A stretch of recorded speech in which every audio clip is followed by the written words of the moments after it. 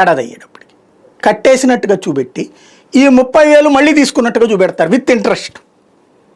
అంటే ₹1,00,000 మీద ఇంట్రెస్ట్ ఒక 10,000 ఉందనుకోండి, ఈ ఏడాదికి కట్టాల్సింది.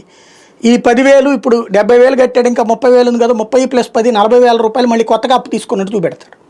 ఇది కోఆపరేటివ్ సొసైటీల్లో సహజ సిద్ధంగా జరిగే ప్రక్రియ, సహజ సిద్ధంగా దీంట్లో.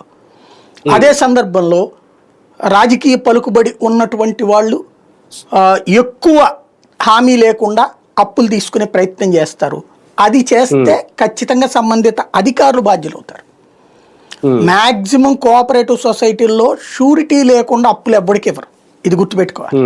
షూరిటీ లేకుండా అంటే నీ పొలమో నీ స్థలమో నీ ఇల్లు తాకట్టు లేకుండా ఏది లోన్స్ ఇయ్యరు. అవి ఉన్నప్పుడు సొసైటీలకు ఏ ప్రాబ్లం లేదు. అవి రికవర్ కానప్పుడు, అవి ఎక్కువ లాస్ అవుతున్నప్పుడు, దాంట్లో ఇప్పుడు వీళ్ళు చెప్పినట్టు డూప్లికేట్ అయినాయి అనుకోండి, సొసైటీలన్నీ మూసేయాలి, ఉండవు అసలు సొసైటీ. ఆ సొసైటీ మీద reserve bank of India case పెడుతుంది, ఆ సంబంధిత అధికారుల మీద చర్యలు తీసుకుంటుంది. ఇది సహజ సిద్ధ ప్రక్రియ. ఇందులో ఇదివరకైతే దాచుకోవడానికి ఈ లెక్కలు ఉండే, ఇప్పుడు అట్లా కాదు. సహకార సొసైటీలు కూడా రిజర్వ్ బ్యాంక్ గైడ్ లైన్స్ కిందనే పనిచేస్తున్నాయి.